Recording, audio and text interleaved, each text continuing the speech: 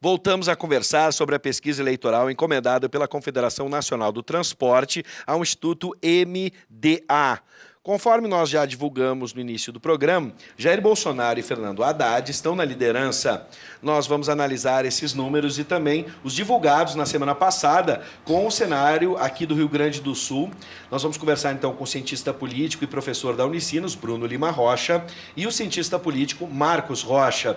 Boa noite, sejam bem-vindos. Obrigado. Você aí de casa pode participar, 99588-2374, por mensagem de texto, e a gente não vai colocar nenhum tipo de campanha ou mensagem com juízo de valor para candidatos. A gente quer a análise desses números. Vamos começar, então, comparando a pesquisa da CNT com as anteriores divulgadas pelo Ibope. Nós percebemos um aumento do percentual de Jair Bolsonaro e Fernando Haddad. Vamos analisar esses dois movimentos em separados. Vamos começar com o Bolsonaro, que está na liderança. O que pode ter incentivado esse crescimento? Muita gente, obviamente, vai atribuir esse crescimento ao atentado que aconteceu ao candidato Jair Bolsonaro. Começa com o professor Bruno. Tem mais algum fator aí, professor? Bom, boa noite, Marcos, boa noite, Bives. Olha, eu queria ter a liberdade de questionar essas pesquisas todas, porque hoje a pesquisa encomendada pelo BTG Pactual deu 33 pontos para Bolsonaro. Quanto deu da CNT? 28? Sim. Alguém está errando. E feio. Datafolha bateu quanto? 26 no teto? Sim. Tem gente esticando essa margem a uma dimensão que eu, sinceramente, acho um risco, um perigo até para o jogo democrático. E segundo, está pressupondo que algumas categorias sociais, por exemplo, mulheres de 25 a 32 anos, algo assim, né? Adulto jovem, aí liga para 4 pessoas. Eu não sei qual é a amostragem, não sei qual é a vinculação religiosa. Está dando esse número disparatado. Sim. Mas vamos pressupor que as pesquisas não estejam tão equivocadas assim, algo que eu duvido, tá? Porque alguém está errando feio. Sim. Eu só posso atribuir ao silêncio de Bolsonaro, porque todas as vezes que ele participou de debate, sentiu fragilizado. Então, uma vez que ele sofre esse atentado realmente existiu, não foi uma teoria conspiratória, existiu, está internado, etc. E a capacidade de Bolsonaro de produzir o debate político para além do seu proselitismo, que no meu entendimento beira a extrema-direita, é o fator de vantagem. Traduzindo, como fala um certo jogador de futebol, calado é um poeta. Nesse caso, professor, só antes de passar para o Bruno, a gente tem, e isso é reconhecido, diferentes métodos, cada pesquisa, né? Por exemplo, o BTG Pactual era aquela pesquisa via telefone, os outros são presencial, só para explicar quem está em casa, diferentes métodos de pesquisa. O pacotão brasileiro, se eu não me equivoco, dá em torno de 2.000 perguntas, 2.000 pessoas, e fazem um corte demográfico, por gênero, por região, por indicativo de ingresso e renda, assim como faz o IBGE, que são 5 classes sociais no Brasil. Então, é um conceito sociológico maluco, né? 5 classes por ingresso e renda, não tem pertencimento, não tem nada. Se não colocar o corte religioso, que indica o voto na pentecostal, a mim não indica nada. Mas tem gente errando feio, porque se no esticado da margem, Datafolha dá 26 e a outra que saiu dá 33, sim, alguém está puxando a margem para cima ou para baixo. Agora, Marcos, em cima dessas questões, né, a primeira questão é sobre Jair Bolsonaro, se é o fator atentado, se tem mais alguma coisa, e também vamos com os questionamentos do professor Bruno, as questões dos métodos de pesquisa, como essas pesquisas são elaboradas. Bom, primeiro a gente tem que analisar essas pesquisas tomar os resultados delas com algum grão de sal, né? São pesquisas, são retratos do momento e elas usam metodologias diferentes. Né? As que foram divulgadas hoje, por exemplo, a da Confederação Nacional do Transporte foi uma pesquisa presencial, então os pesquisadores estiveram na rua, com um cartão, né? Provavelmente em círculo, para não apresentar os candidatos para a pessoa numa ordem, enquanto o do BTG Pactual foi por telefone, provavelmente uma gravação, tá? Que às vezes até a pessoa precisa, assim, bom, para ouvir os próximos, já apresenta numa ordem, inevitável, né? Vai começar a falar numa ordem. Então, toda pesquisa vai ter um viés. Tá? Vai ter forças e a gente tem sempre que ter um certo ceticismo com o que elas apresentam. É melhor pensar nessas pesquisas como mostrando uma tendência. Então, acho que sim, elas mostram uma tendência de crescimento do Bolsonaro, tá? Que pode ser atribuído, por exemplo, não exatamente ao atentado em si, poderia dizer assim, bom, a característica de vítima que ele assumiu, né? Mas talvez uma maior exposição que ele teve na mídia nesses dias. Apareceu mais na mídia, as pesquisas mostram que menos pessoas disseram que não conheciam ele, por exemplo, e ao mesmo tempo também, à medida que mais intenção de voto ele tem, mais rejeição também ele tem. Então, aparecer nem sempre é uma coisa boa, né? As coisas vão indo. Então, isso acho que a gente pode notar. Tem uma tendência, sim, dele crescer um pouquinho. Dentro da margem de erro em algumas pesquisas, em outras não. O Haddad também cresce bem acima da margem de erro. Sim. Então eu já vou contigo a respeito do Haddad, depois volto para o professor Bruno. No início ele não parecia ter capacidade de angariar os votos de Lula. Agora a gente já está vendo esse fenômeno. Do início da campanha até agora ele cresce bastante. A campanha na TV com a imagem do ex-presidente pode ter estimulado essa mudança. Também tem a carta que foi publicada. Enfim, de fato a campanha para o PT começa agora. Tu vê alguma mudança de estratégia nessa posição? Daquilo até mesmo que a gente já conversou em outras oportunidades, Marcos. Na insistência de manter o ex-presidente Lula como um capital político. Hoje, como é que tu consegue ver isso? O Haddad entrou de vez na campanha? Acho que ele está tentando, tá? Mas eu acho que a estratégia, sobretudo da direção nacional do PT, é para esticar esse voto do Lula, né? Aqui eu já manifestei até um certo ceticismo se a direção nacional do PT quer ganhar essas eleições, tá? Ou se não quer simplesmente pegar o que o Lula tem de voto duro, agitar bastante para ver o que consegue salvar nas eleições proporcionais, que é muito importante. O Haddad queria ter entrado antes nas eleições e não tinha entrado. Se associar tanto ao Lula é bom, porque o Lula tem, sim, um eleitorado cativo, ok? Porém, isso não é suficiente para ganhar as eleições. O Haddad precisa conversar com eleitores que talvez hoje estejam com o Ciro, que talvez tenham ido, inclusive, com o Bolsonaro, e para isso ele precisaria ter alguma pauta de políticas públicas para discutir com essas pessoas. Né? O Haddad é um cara que não é um extremista político, entendeu? Ele tem um discurso super moderado, falando de chamar um liberal de São Paulo, né, boatos, né, para integrar o seu eventual governo. Mas, por enquanto, a campanha virou um plebiscito sobre se Lula é culpado ou inocente. Enquanto isso é muito bom para agitar um grupo do eleitorado que se define muito por isso, é péssimo para ampliar isso depois. Sim. Tá? Então, tem uma parte boa e uma parte negativa. O PT vai ter que pesar se quer falar com 20% do eleitorado ou se eventualmente quer falar com mais do que isso. Professor Bruno, sobre Haddad, como é que o senhor está enxergando esse início de campanha efetivo agora? A apreciação geral do Marcos eu concordo. Eu entendo que o salto é quase uma inevitabilidade hoje que deu o segundo turno no Bolsonaro contra Haddad, tá? Então o salto é chegar ao segundo turno sem queimar os navios, como a gente diz na gíria da política, ou seja, sem quebrar os elos de contato com os votos residuais de 10 a 12 ou 15 pontos que tem o Ciro, ou os 8 que pode ter a Marina, inclusive propondo um palanque, uma composição ministerial. Isso para ter uma chance de uma vitória com margem, porque se a vitória for apertada, talvez seja, já anunciou o candidato Jair Bolsonaro que as eleições podem ser fraudadas. Eu disse isso numa gravação na cama do hospital, ou seja, já há um clima também de instabilidade política, eu não estou semeando o pânico, eu estou reproduzindo aquilo que eu venho absorvendo, tanto as declarações de Bolsonaro como de seu vice, Hamilton Mourão. Nesse caso das urnas, professor, o senhor pode me corrigir se eu estiver errado, essa discussão já não vem da outra eleição que foi acirrada, a disputa foi próxima? Vem, mas vamos lá, 2 pontos. Primeiro, se tem algo que esse país pode ficar seguro é com a urna eletrônica, ela é bastante segura. E é uma tecnologia própria, o que é ótimo, porque elas ficarem menos passíveis de invasão externa, tá?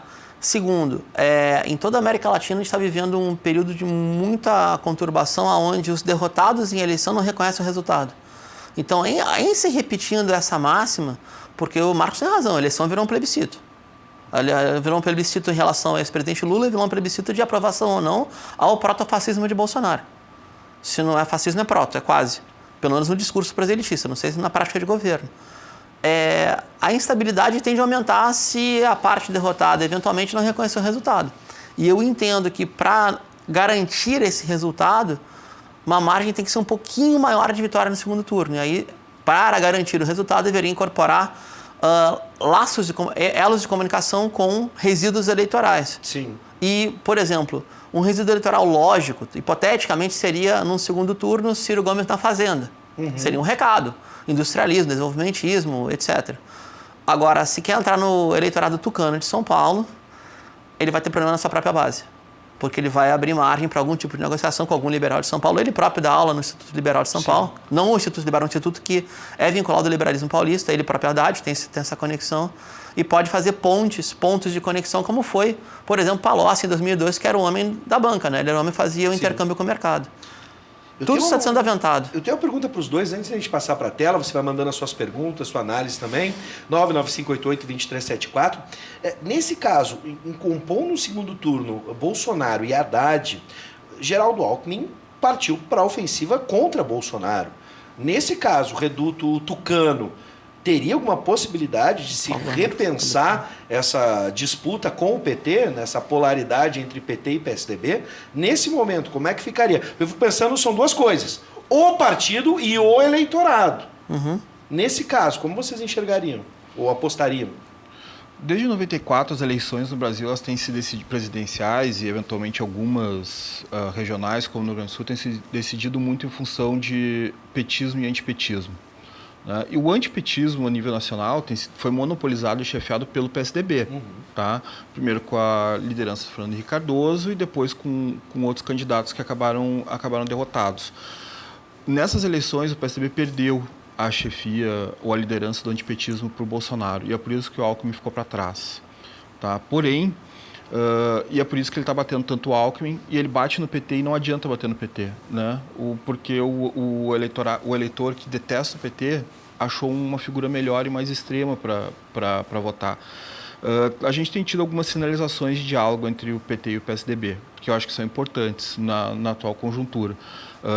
O ex-presidente do PSDB disse que não deveria ter apoiado composto o governo Temer e apoiado o impeachment.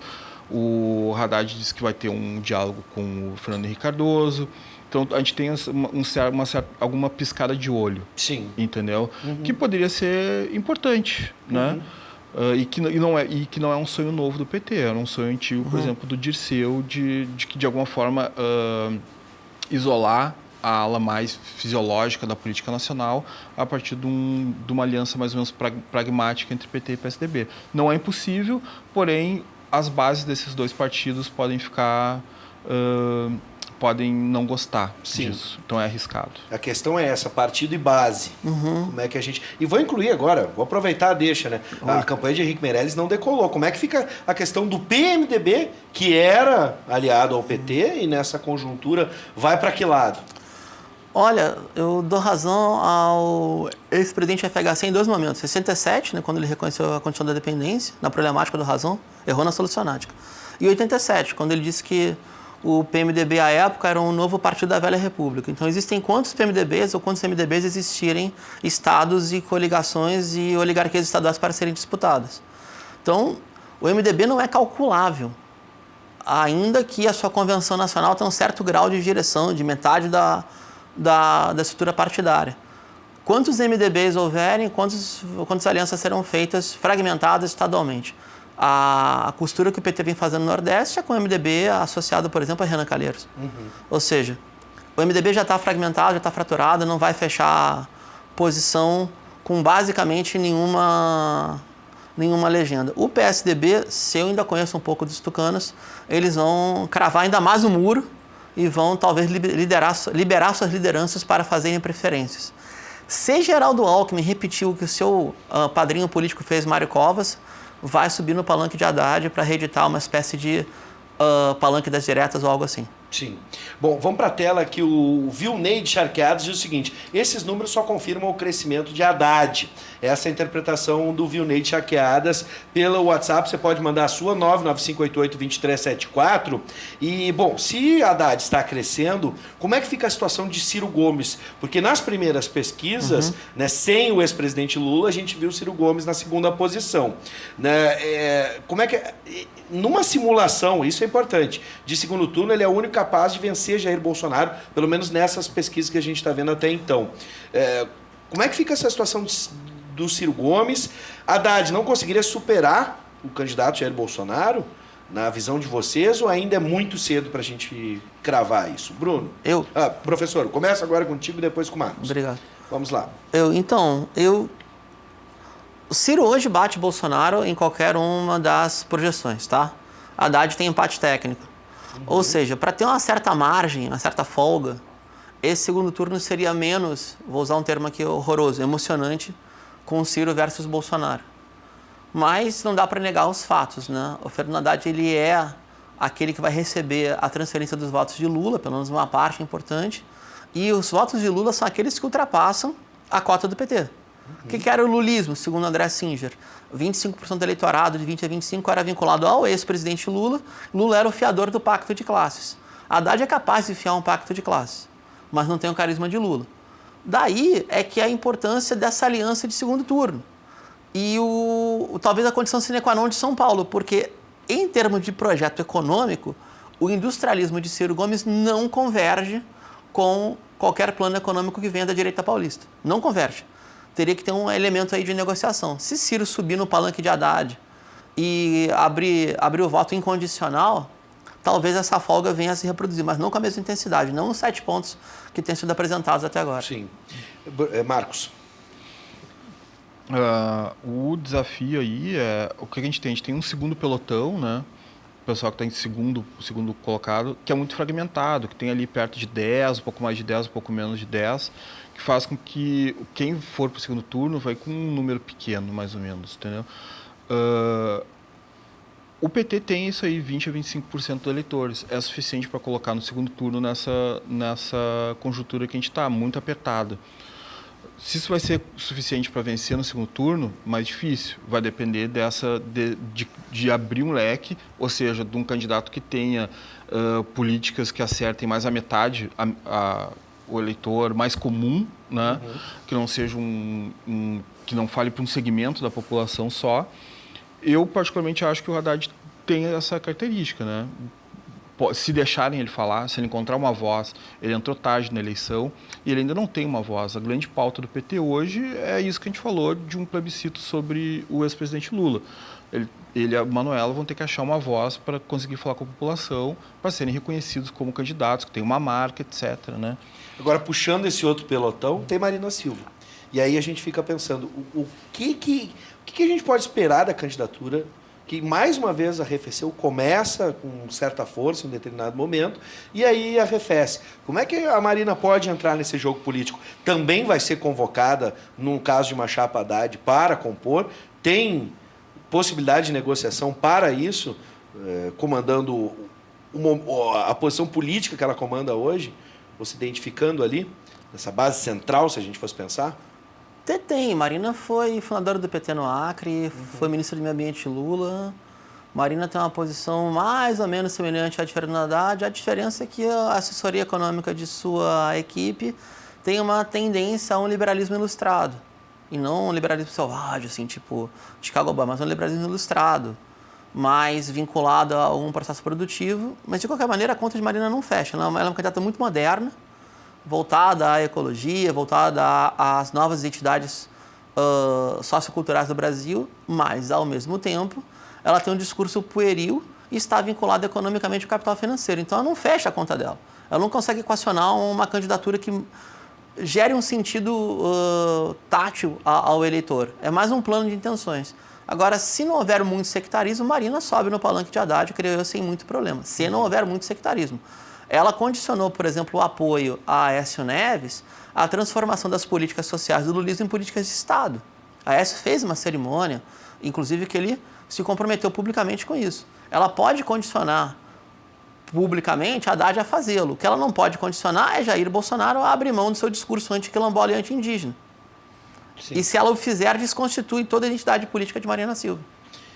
Bom, pelo que eu entendi do professor, não é nem uma coisa nem outra. Como é que ela pode entrar nesse jogo? Acho que tem uma relação um tanto difícil com o PT, tá?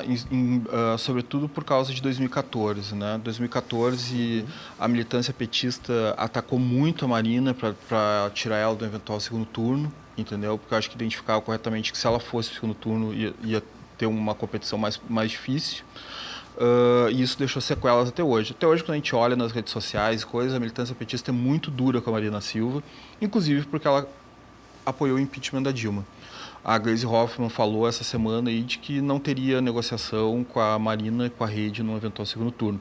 Então a gente tem aí alguns navios afundados pelo caminho. Tá? Se consegue passar, se ainda consegue transportar alguma coisa a se ver, né? Até por causa da conjuntura, faz com que talvez as pessoas forcem um pouco mais a convivência. Bom, mas não vai ser fácil. A gente vai deixar a análise para o Estado, numa outra oportunidade, por isso eu quero agradecer, professor Bruno, Obrigado. Marcos, da mesma forma, sejam sempre bem-vindos e a gente se encontra em breve para analisar os números aqui do Estado com as próximas pesquisas.